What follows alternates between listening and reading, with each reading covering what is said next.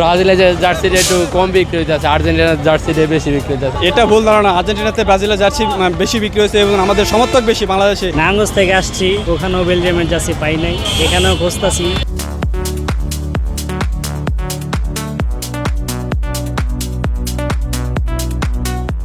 FIFA বিশ্বকাপ 2026 ঘিরে দেশ জুড়ে চলছে ফুটবল উন্মাদনা।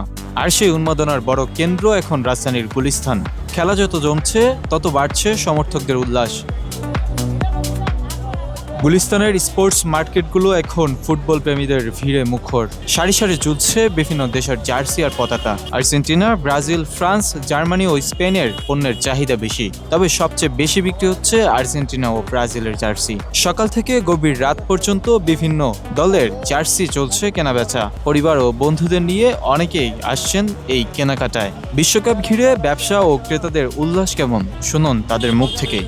72 ঘন্টা ময়েশ্চার লক সমৃদ্ধ লিলি বডি ওয়াশ। শিয়া বাটারের গুডনেস স্কিন রিপেয়ার করে রাখে সফট ও গ্লোয়িং। মার্কেটে মানে ব্রাজিলের যে জার্সিটা একটু কম বিক্রি হইতেছে, আর্জেন্টিনার জার্সিটা বেশি বিক্রি হইতেছে। আপনি জানেন সবাই আর্জেন্টিনার জার্সিটাই ধরে, ব্রাজিলের যে জার্সি কেউ নিতে চায় না। আর্জেন্টিনার যে জার্সি বেশি 250 টাকা, 350, 500, 600, 1000ও আছে। ব্রাজিলের যে জার্সি আগে বেচতাম ওই আর্জেন্টিনার রেটে, এখন ইয়েতে কিনা রেটে বেচতে আছি আর কি। ডেইলি শুক্রবার দিন আমি প্রায় এই 120-30 পিস মাল সেল করছি। ইয়ার ভিতরে ব্রাজিলের যে জার্সি 8-9টা, সত্যি কথা ভাই, 8-9টা। এটা ভুল ধারণা। আর্জেন্টিনাতে ব্রাজিলের জার্সি বেশি বিক্রি হয়েছে এবং আমাদের সমর্থক বেশি বাংলাদেশে, এবং বড় বড় ফ্যানেরা আমাদের সমর্থক অনেকটা বেশি। জার্সির দাম অনেকটা ভালো আছে এবং কমও দাম আছে, কিন্তু সবাই নিচ্ছে মোটামুটি অনেকটা ভালো। এই জিতবে এবার আমরা অবশ্যই, এবারে কাপ নিব আমরা অবশ্যই, শিওর 100%। আজকাল 3 দিন যাবত প্রচুর পরিমাণ, মানে বলার বাইরে অন্য অন্য জাতিতে ইরান চলতেছে বেশি, আর ইরানের পক্ষে লোকও বেশি, আর যে আসে সব ইরানি কিনতেছে এখন। এবং তো মনে করেন 2-3 হাজার পিস বেশি 3 দিনে বুঝলেন?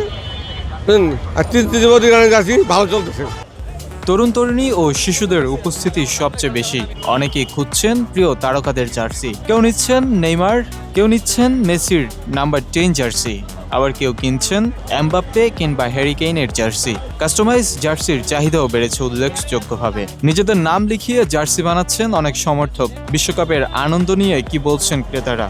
গুলিস্তানে অনেক ভালো মানের জার্সি আছে, কিন্তু আপনাকে চিনতে হবে, বুঝতে হবে। জার্সি আসলে এই জায়গায় যেরকম দেখা যাচ্ছে যে 300, 350, 400, 500, যেগুলো আপনি যে শোরুম থেকে নিতে গেলে দেখা যাচ্ছে অনেকে 600, 750 কিংবা 800 জায়গায় যেগুলো শোরুমে পাওয়া যাচ্ছে, এই জায়গায় দেখা যায় 450 কিংবা 500 দিয়ে নিতে পারেন, কিন্তু আপনার চিনতে হবে কাপড় এবং জার্সির কোয়ালিটি বুঝতে হবে, চিনতে হবে।